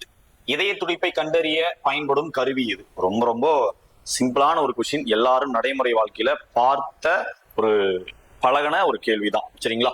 என்ன அப்படின்னு பார்க்கும்போது ஸ்டெத்தஸ்கோப், இதய துடிப்பினுடைய அளவை கண்டறியக்கூடியது. அப்ப இதயம் தொடர்பான சில தகவல்களை நம்ம பார்க்கலாம். இதயம் சரிங்களா. இப்போ இதயம் அப்படின்னு நம்ம எடுத்தோம்னா, இதயத்திற்கு ஒரு முறை ரத்தம் உள்ள போய் டீஆக்சிடேட்டடா இருக்கிறது ஆக்சிடேட்டா ஆகி வெளியே வரக்கூடியது. அதாவது அசுத்தமான ரத்தங்கள் சுத்தமாகி வெளியே வரும் இல்லைங்களா. அப்போ அதனுடைய சைக்கிள் எவ்வளவு, எத்தனை செகண்ட் அப்படின்னு நம்ம பார்க்கும்போது 0.8 செகண்ட். 0.8 செகண்ட் நம்ம பார்க்கிறோம். அடுத்து இந்த இதயத்துல சுத்திகரிக்கப்பட்ட ரத்தமும் சுத்திகரிக்கப்படாத ரத்தமும் கலக்காம இருக்கிறதுக்காக இதயத்தில் இருக்கக்கூடிய சுவர் செப்டம், செப்டம்னு நம்ம பார்க்கிறோம். அடுத்து இதயத்தை சுற்றி இருக்கக்கூடிய உறை, பாதுகாப்பு உறை, பெரிகார்டியம். பெரிகார்டியம் இதயம் வந்து மெக்கானிக்கல் இன்ஜுரி ஆகாம அதை தடுக்கக்கூடியது எது அப்படின்னா பெரிகார்டிய திரவம். பெரிகார்டிய திரவம் நம்ம சொல்றோம் சரிங்களா. அதுக்கு அடுத்து பார்க்கும் பொழுது இந்த இதய அறைகள், மேல இருக்கக்கூடியது ஏட்ரியம், ஆரிக்கிள், கீழே இருக்கக்கூடிய 2 வி ஷேப் இருக்கிறது வென்ட்ரிக்கிள். மனிதன் சரிங்களா. சோ இதுல 2 அறைகள் கொண்டது எது அப்படின்னு நம்ம பார்க்கும் பொழுது மீன். 3 அறைகளை கொண்டது எது அப்படின்னு பார்க்கும்போது இருவாழ்விகள் சரிங்களா. தவளை எக்ஸாம்பிளா நம்ம சொல்லுவோம். சோ இதெல்லாம். அடுத்து 4 அறைகள் கொண்டது எது அப்படின்னா பாலூட்டி, பறவை, இதெல்லாம். அந்த 4 அறைகள் இருந்து முழுமையுறாது எது அப்படின்னு பார்க்கும்போது ஊர்வன. இது மாதிரி இருக்கிறது எல்லாமே முழுமையுறா 4 அறைகள் அப்படின்னு நம்ம பார்க்கிறோம். இதுல இந்த இதயத்தினுடைய ஓட்டத்துல ரொம்ப ரொம்ப முக்கியமானது ஒழுங்கற்று இருக்கு சரிங்களா. அதாவது ஒரு கரெக்டாவே இல்லை, ஒரு தடவை 62, அப்புறம் 68, அப்புறம் 72 அப்படின்றது போல ஒழுங்கற்ற இதய துடிப்பா இருக்கு அப்படின்னா அரித்மியா அப்படின்னுவாங்க அந்த குறைபாடு. அதுவே ரொம்ப அதிகமா துடிக்குது அப்படின்னா சரிங்களா டிராக்கி கார்டியான்னுவாங்க. அதே போல ரொம்ப குறைவா துடிக்குது அப்படின்னு பார்க்கும்போது லோ ஹார்ட் பீட் ரேட்டா இருக்கு அப்படின்னா அது வந்து பிராடி கார்டியான்னு சொல்லுவாங்க. ஸோ இதயம் மொழிகள் தொடர்பான ஒரு கான்செப்ட் நம்ம பார்த்தாச்சு. 4 ஆப்ஷனையும் நம்ம பார்த்துடலாம். என்ன சரிங்களா. ஸ்டெத்தஸ்கோப், ஸ்டெத்தஸ்கோப்ன்றதுன்னா அது இதய துடிப்பு மற்றும் உடல் உறுப்புகளுடைய ஒளிய கேட்க பயன்படக்கூடியதை நம்ம பார்க்கிறோம். தெர்மோமீட்டர்ன்றதுன்னா அது மனிதன் அல்லது பொருட்கள் சரிங்களா அதனுடைய வெப்பநிலையை துல்லியமா அளவிடக்கூடிய ஒரு கருவியா பார்க்கப்படுது. This is the used accurate measure the temperature of the human body. பைரோமீட்டர்ன்றது என்னன்னா நுரையீரலுக்குள் செல்லும் அல்லது வெளியேறும் சரிங்களா காற்றினுடைய அளவை அளவிடக்கூடிய ஒரு கருவியா தான் பார்க்கப்படுது. அடுத்து ஸ்பிக்மோ மோனோமீட்டர்ன்றது சரிங்களா பிபி, பிளட் பிரஷர் இருக்கு இல்லைங்களா, ரத்த அழுத்தத்தினுடைய அளவை கண்டறியக்கூடிய கருவியா பார்க்கப்படுது சரிங்களா. நோட் பண்ணிக்கலாம். 16வது question. Atomic radius is measured in dash. Option A millimetre, option B centimetre, option C kilometre, அதுக்கு அடுத்து இருக்கக்கூடியது நேனோமீட்டர் அப்படின்னு நம்ம சொல்றோம் சரிங்களா. சோ அதை பத்தி நம்ம பார்த்துலாங்களா. அணு ஆரம்ன்றது என்ன, அதை பத்தின டீடைல்ஸ் நம்ம பார்த்துடலாம். அணு ஆரம் சரிங்களா. அணு ஆரம் அதாவது ஒரு எக்ஸாம்பிளுக்கு இதுதான் அணு அப்படின்னு நம்ம எடுத்துக்கிறோம்னா அணுவின் மையத்திற்கும் அதனுடைய வெளிவட்ட பாதையில எலக்ட்ரான்கள் இருக்கு இல்லைங்களா, அணுவின் மையத்திற்கும் வெளிக்கூட்டில் இருக்கக்கூடிய எலக்ட்ரான், துணைக்கூடு எலக்ட்ரான் சொல்லுவோம் சரிங்களா. அந்த துணைக்கூடு எலக்ட்ரான்களுக்கு இடையே இருக்கக்கூடிய அந்த தொலைவு தான் நம்ம என்னன்னு சொல்றோம், அணு ஆரம் அப்படின்னு நம்ம சொல்றோம். அணு ஆரம் நம்ம சொல்றோம் சரிங்களா. சோ அணு ஆரம் அப்படின்றது என்ன அப்படின்னு நம்ம பார்த்தாச்சு. இந்த அணு ஆரம் எதுல அளவிடப்படுகிறது அப்படின்னு பார்க்கும்போது இந்த நேனோமீட்டர் அப்படின்றது சரிங்களா. சோ இதுக்கு உண்டான சரியான விடை நம்ம பார்த்துலாம 4 ஆப்ஷன் பார்த்துடலாம். மில்லிமீட்டர் சரிங்களா. இந்த ரொம்ப இருக்கிறதுலே தடிமனான பொருட்கள் இருக்கு இல்லைங்களா, அப்ப அந்த தடிமனான பொருட்களை அளவிடக்கூடிய ஒரு சிறிய அளவை தான் நம்ம பார்க்கிறோம் சரிங்களா. 1 மில்லிமீட்டர் அப்படின்றது என்ன அப்படின்னா 1/1000 அப்படின்னு நம்ம சொல்லலாம். அதான் 1/10⁻³ அப்படின்னு நம்ம சொல்லுவோம். சரிங்களா? This is the small unit used to measure thick object 1 millimetre. அப்போ 10⁻³ மீட்டர். சென்டிமீட்டர் இது பொதுவாக சரிங்களா நம்ம ஸ்கூல்ல எல்லாம் பயன்படுத்தும் இல்லைங்களா ஸ்கேல்ஸ். சோ அதுல அதான் பள்ளி அளவுக்குள்ள பயன்படுத்தக்கூடிய ஒரு நீளத்தின் அளவா பார்க்கப்படுது 10⁻² அப்படின்னு நம்ம சொல்லலாம். சரிங்களா? Metre. This is the unit of length commonly used in school rural scale. அதை எடுத்து பார்க்கும்போது கிலோகிராம்ன்றது எல்லாருக்கும் தெரிஞ்சதுதான். இது வந்து நிறையினுடைய எஸ்ஐ அழகா நம்ம பார்க்கப்படுது. நிறைன்றது என்னது அப்படின்னு பார்க்கும்போது மேட்டர்ஸ், ஒரு சப்ஸ்டன்ஸ்ல இருக்கக்கூடிய நம்பர் ஆஃப் மேட்டர்ஸ் உடைய டோட்டலை தான் நம்ம என்ன சொல்லுவோம், நிறை அப்படின்னு நம்ம சொல்லுவோம். பருப்பொருட்கள் அளவிட பயன்படக்கூடிய இன்டர்நேஷனல் சிஸ்டம் தான் நம்ம பார்க்கிறோம். அடுத்து பார்க்கும்போது நேனோமீட்டர், அணுக்களுடைய ஆரம், மிகச் சிறிய துகள்களுடைய தன்மையை அளவிடுறதுக்கு பயன்படக்கூடியதை தான் நம்ம இதை பார்த்துட்டு வரோம். சரிங்களா? இந்த நேனோமீட்டர் அப்படின்றது 10⁻9 மீட்டர். 10⁻9 அப்படின்றது என்ன அப்படின்னா கிட்டத்தட்ட 100 கோடி.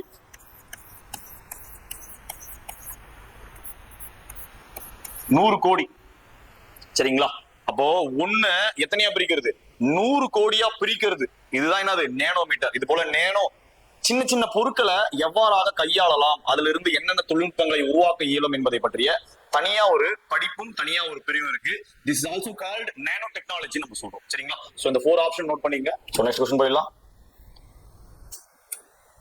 அட்டாமிக் பிரஷர், வளிமண்டலத்தை பத்தி நம்ம பார்த்துட்டோம். வளிமண்டல அழுத்தம். சரிங்களா? வளிமண்டல அழுத்தமானி, பாதரசமானி அப்படின்னு நம்ம இருக்கு இல்லைங்களா? இந்த பாதரசமானி அதனுடைய அளவு ஒரு வேலை குறையுது அப்படின்னா எந்ததுக்கு அறிகுறி நம்ம ஆல்ரெடி சொல்லியிருக்கோம் அப்படின்னா புயலுக்கு உண்டான அறிகுறி. இதை யாரு கண்டுபிடிச்சாங்க அப்படின்னு பார்க்கும்போது டாரி செல்லி என்ற அறிவியல் அறிஞரால கண்டுபிடிக்கப்பட்டதா நம்ம பாக்குறோம். சரி, இதுக்கு உண்டான என்ன ஆன்சர் அப்படின்னு பார்க்கும்போது 1.01 × 10⁵ பாஸ்கல். சரிங்களா? ஏன்னா அழுத்தத்தினுடைய அலகு என்ன? சரிங்களா? அழுத்தத்தினுடைய அலகு ஆல்ரெடி நம்ம பார்த்துட்டோம். அழுத்தம் என்பது என்ன, அழுத்தம் அப்படின்றது என்ன அப்படின்னு பார்க்கும்போது ஓரளவு பரப்பு. இப்போ ஒரு பரப்பு இருக்கு அப்படின்னு பார்க்கும்போது இப்போ செவ்வகம் எடுத்தோம்னா LNTB. அதே சதுரம் அப்படின்னா பக்கம் இன்ட்டு பக்கம், முக்கோணம் அப்படின்னா ½ BH அப்படின்னு நம்ம சொல்லிட்டே போலாம். சரிங்களா? அப்போ ஒரு பேசிக்கா சொல்றோம். அப்போ பக்கம் இன்ட்டு பக்கம், இது ஒரு 10 மீட்டர் இருக்கு, இது ஒரு 6 மீட்டர் இருக்குன்னா ஏதோ ஒரு மீட்டர். அப்ப மீட்டர் அடுக்கு 1 அப்போ மீட்டர் இன்ட்டு மீட்டர் என்னது, மீட்டர் ஸ்கொயர். இந்த பரப்பு மேல ஒரு விசை செயல்படுது, ஃபோர்ஸ். அப்ப விசையினுடைய அலகு என்னது, நியூட்டன். அப்ப இது அப்படியே எழுதுனா எப்படி வரும், நியூட்டன் பை மீட்டர் ஸ்கொயர். இதை நம்ம ரெசிபியூல கொண்டு வரும்போது newton metre inverse. So this is called அழுத்தத்தினுடைய எஸ்ஐ அலகா பார்க்கப்படுது. இதை சொன்னது யாரு அப்படின்னு நம்ம பார்க்கும்போது நீரில் அழுத்தத்தின் மூலமா பாஸ்கல் அவர்கள் வந்து சொல்லியிருப்பாங்க. என்ன, பாஸ்கல். இதுதான் எஸ்ஐ அலகுல வந்து நம்ம பாஸ்கல் அப்படின்னு நம்ம சொல்லுவோம். சரிங்களா? சோ அதனாலதான் இந்த இடத்துல என்ன வருது, பாஸ்கல் அப்படின்னு வருது. இது இல்லாம இந்த வளிமண்டலத்தை பத்தின கூடுதலான தகவலை நம்ம பார்த்துடலாம் வாங்க. சரிங்களா? ஒரு வளிமண்டல அழுத்தம் சரிங்களா எதை வச்சு கால்குலேட் பண்றாங்க, மொட்டை மாடல் நின்றுகிட்டு இதுதான் வளிமண்டல அழுத்தம் காத்து வரும்போதா அப்படின்னா அது கிடையாது. அதனால அக்யூரேட்டா நம்ம புரிஞ்சுக்கணும். என்ன அப்படின்னு பார்க்கும்போது கடல் மட்டத்தில் காற்றின் அழுத்தத்தை குறிக்கக்கூடிய ஒரு வார்த்தை தான் அட்டாமிக் அட்மாஸ்பியரிக் பிரஷர் அப்படின்னு நம்ம சொல்றோம். சரிங்களா? அதான் ஆங்கிலத்துல கொடுத்திருப்போம் 1 அட்டாமிக் பிரஷர். சரிங்களா? 1 ATM அப்படின்னு சொல்லுவோம். Represent the air pressure at sea level. கடல் மட்டத்தினுடைய அளவா பார்க்கப்படுது. இதனுடைய தோராயமான மதிப்பு 1.01 × 10⁵ pascal. its value is approximately சரிங்களா சேம் 1.01 × 10⁵ பாஸ்கல். அதடுத்து வானிலை ஆய்வுகள் ரொம்ப பெரும்பாலுமா பயன்படும். இது என்ன ஒரு யூனிட், ஒரு ஷார்ட் ஃபார்மா சொல்லுவாங்க அப்படின்னா பார் அப்படின்ற ஒரு வார்த்தையால் அளவிடப்படுகிறது. அப்புறம் பாதரச அழுத்தமானி, கிட்டத்தட்ட இது எவ்வளவு அழுத்தத்திற்கு சமம் அப்படின்னு பார்க்கும்போது ரொம்ப ரொம்ப முக்கியமானது 760 மில்லிமீட்டர் உயரத்திற்கு சமமான ஒரு அழுத்தமா பார்க்கப்படுது. சரிங்களா? சோ இந்த 4 ஆப்ஷன் நோட் பண்ணீங்க. அதுக்கடுத்து நெக்ஸ்ட் क्वेश्चन பார்த்தலாம். குதிரைத்திறன் ரொம்ப ரொம்ப பேசிக்கான question. Horse power as how many watts? ஒரு குதிரைத்திறன் எத்தனை வாட்களை கொண்டது? ஆரம்ப காலகட்டத்துல இந்த ஆங்கிலேயர்களால் அறிமுகப்படுத்தப்பட்ட ஃபுட், அதாவது FPS என்ன சார் அப்படின்னு பார்க்கும்போது நம்ம அளக்கக்கூடியது சென்டிமீட்டர் மீட்டர் சொல்றது கூட நம்ம கால் பாதம் இருக்கு இல்லையா, 1 2 அப்படின்னு சொல்லிட்டு நம்ம கால் பாதம் அளந்து நம்ம கிரிக்கெட் மேட்சோட எல்லாம் பயன்படுத்தும் போது இந்த பேட் எவ்வளவு தூரன்ற மாதிரி எல்லாம் நம்ம பண்ணோம் இல்லையா. அது போலதான் FPS அலகு முறையில சரிங்களா திறனை வந்து குதிரை திறன் அப்படின்ற அளவுக்கு வந்து கொண்டு வந்துட்டாங்க. இதை மின்சாரம் அளவிடக்கூடிய முறைகள்ல பயன்படுத்திட்டு வருது. சரிங்களா? அப்போ ஃபுட் பவுண்ட் செகண்ட். சோ இதுல சரியான விடை எது அப்படின்னு பார்க்கும்போது 746 வாட். அப்போ இது ரிலேட்டடா இருக்கக்கூடிய கான்செப்ட் நம்ம பார்த்துடலாம்.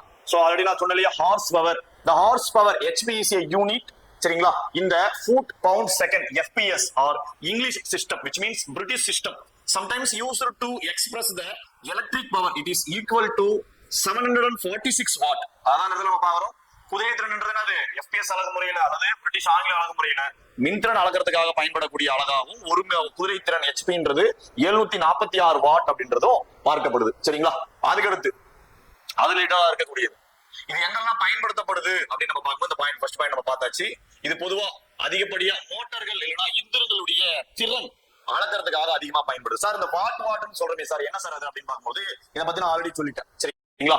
நீராவி என்ஜின், ஸ்ட்ரீம் என்ஜின் இருக்கு இல்லைங்களா, இத வடிவமைத்த அந்த அறிவியலாளருடைய பெயர் தான் ஜேம்ஸ் வாட். அவருடைய நினைவாக வைக்கப்பட்டதுதான் திறனுடைய அலகு வாட் அப்படின்னு நம்ம குறிப்பிடுறோம். சரிங்களா? பவர் என்பது வேலை செய்யக்கூடிய விதத்தை பார்க்கப்படுது. 1000 வாட் என்றது 1 கிலோவாட் என்று அழைக்கப்படுகிறது. நோட் பண்ணிக்கலாம். நெக்ஸ்ட் क्वेश्चन பார்த்தலாம். இந்த following which pairs has not same unit: speed, velocity, work, energy, distance and displacement, force and pressure. கீழ்கண்டவற்றில் எது ஒரே மாதிரியான அலகை கொண்டு இல்லை அப்படின்னு क्वेश्चन கேக்குறாங்க. ஃபர்ஸ்ட் எல்லாத்துக்கும் அலகு தெரிஞ்சாதான் இது போட முடியும். சரி பாத்துடலாங்களா? ஃபர்ஸ்ட் வேகமும் பார்க்கும்போது என்னது? எவ்வளவு மீட்டர் எவ்வளவு காலத்துல கடக்குது, எவ்வளவு தொலைவு எவ்வளவு காலத்துல, மீட்டர் பெர் செகண்ட்ன்றதான். சோ சேம் அதேதான். வேலைக்கு ஆற்றலுக்கு என்னது? ஜூல். ஆமா தானே? அடுத்து தொலைவு, இடப்பெயர்ச்சி, ரெண்டுத்துக்குமே என்னது? மீட்டர் தான். ஆனா விசைக்கு மட்டும் நியூட்டன் வரும், அழுத்தத்துக்கு பாஸ்கல். அதான் நம்ம ஆல்ரெடி சொல்லிட்டேன், ஒரு பரப்பின் மேல செயல்படக்கூடிய விசைதான் நியூட்டன் பை மீட்டர் ஸ்கொயர், அல்லது இதை மேல எடுத்துட்டு போனா நியூட்டன் மீட்டர் இன்வெர்ஸ் 2 வரும். சரிங்களா? அப்ப வேறுபாடா இருக்கிறது ஆப்ஷன் டி இதுதான். சரிங்களா? அப்ப இதுக்கு உண்டான சரியான விடை டி. சார் அப்ப மொத்த ஆப்ஷனை ஒரு தடவை பாத்துடலாங்களா? சரி, அதை பத்தி நம்ம பாத்துடலாம். என்ன வேகமும் திசை வேகம் இரண்டும் மீட்டர் பை வினாடி, metre second. I already told you that. அதை எடுத்து பார்க்கும்பொழுது வேலை மற்றும் ஆற்றல் which means work and energy also same unit joule.